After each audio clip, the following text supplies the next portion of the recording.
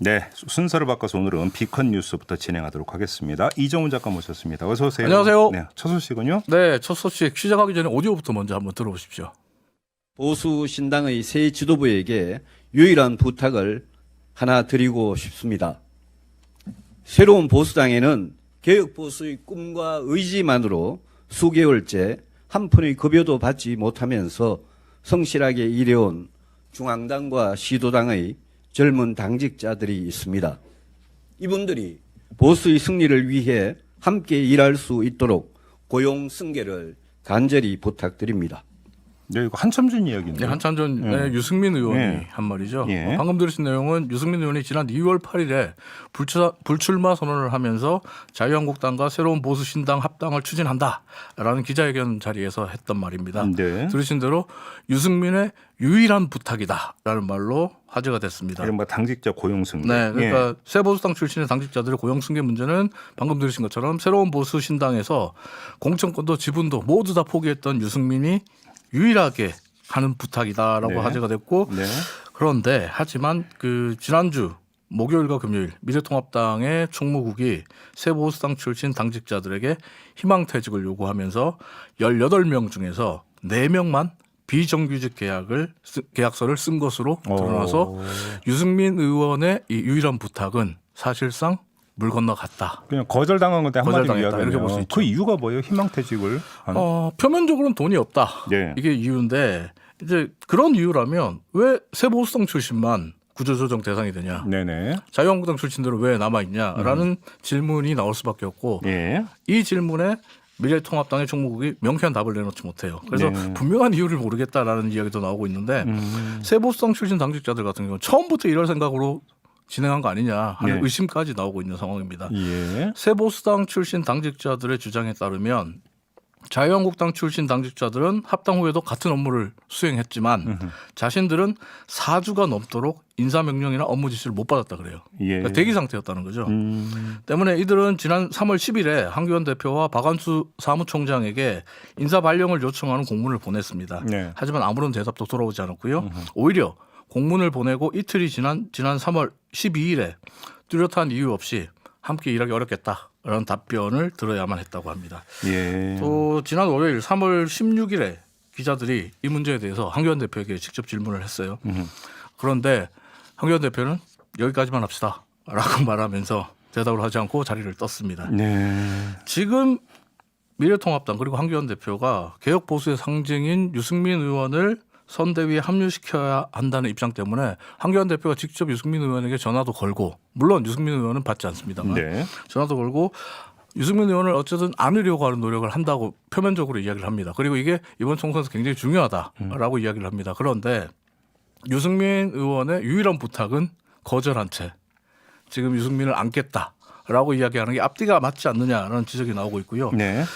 때문에 지금 인터넷과 SNS에는 야 이거 토사구팽이 아니라 통합후팽이네 라는 말 그리고 황교안 대표가 유승민 의원의 유일한 부탁을 패싱해버렸네 라는 글들이 계속 올라오고 있는데요. 네. 새 보수당에서 당직자들 이들과 함께 왔던 오신환 의원의 말로 마무리를 하겠습니다. 네. 오디오를 한번 들어보시죠. 흡수합당을 한 게 아니잖아요, 이거는. 그러면 당원들의 모든 그 권리, 당의 정당의 재산 이런 것들이 다 승계되고 합쳐지는 거란 말이에요. 그 법 취지가. 근데 사무처만 받을 수 없다는 게 말이 되냐고요. 있을 수가 없지. 누구는 되고 누구는 안 되고 한다는 것이 있을 수가 없다. 이건 정의롭지 못한 거예요. 네. 그러니까 새로운 보수당 출신 의원들 입장도 참 난감하죠. 갑자기 이제 미래통합당이 이제 정의롭지 못한 네. 일을 한 게 됐죠. 알겠습니다. 자, 다음으로 넘어가죠. 네, 두 번째 소식 역시 오디오로 먼저 만나보십시오. 국제올림픽위원회 IOC가 넉 달 앞으로 다가온 도쿄올림픽을 정상 개최하겠다는 뜻을 거듭 밝혔습니다. 조정원 세계 태권도연맹 총재 등 33개 종목 국제연맹 수장들이 참석한 긴급 화상회의에서 IOC는 각 종목이 6월 말까지 선수 선발을 마친다면 올림픽 개최에 문제가 없다고 강조했습니다.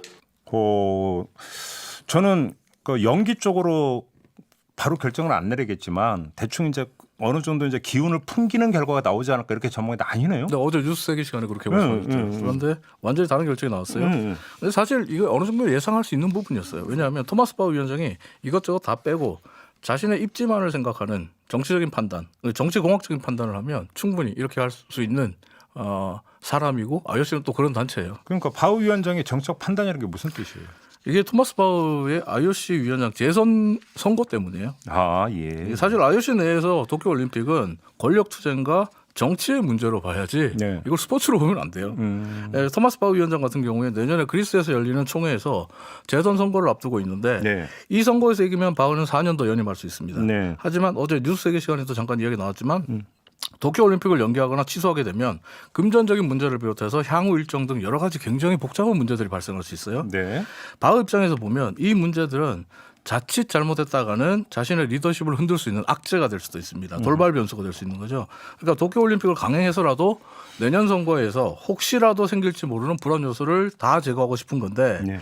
대표적인 게 보험금 문제예요. 보험금 문제가 뭐냐면 정확한 금액은 공개가 되고 있지 않지만 IOC나 일본 모두 불가피한 상황에 의해서 올림픽이 연기되거나 혹은 취소될 때에 대비해서 거액의 보험을 듭니다. 네. 둘 다 들었다고 지금 알려져 있고요. IOC 입장에서는 보험금을 타려면 일본과 도쿄가 먼저 못하겠다고 해야 보험금을 받을 수 있어요. 근데 일본은 반대예요. IOC가 먼저 못 받겠다고 해야 돼요. 그렇기 때문에 눈치 게임을 할 수밖에 없는데 만약에 이걸 바우가 먼저 우리 올림픽 연기하겠습니다. 취소하겠습니다. 그러면 IOC 입장에서 거액의 보험금을 날릴 수도 있기 때문에 이건 정말 큰 실책이 될 수도 있거든요. 보험금 잘 모르겠고, 근데 바흐의 재선 가도에 도움이 되는 게 꼭 그 정상 개최만이 도움은 아닐 거다. 본인은 그렇게 봐요. 만에 하나라도 이게 파행으로 가거나 여러 가지 문제가 발생하면 오히려 재선 가도에 더 그러니까 먹구름이 될 수도 있다라는 점도 함께 좀 봐야 되지 이게 않을까. 이제 분명한 거는 역시 예. IOC의 이번 결정은 토마스 바우를 위한 결정이다. 이렇게 보시면 됩니다. 알겠습니다. 자, 비컨 뉴스 이렇게 마무리하죠. 이정훈 작가였습니다. 고맙습니다. 감사합니다.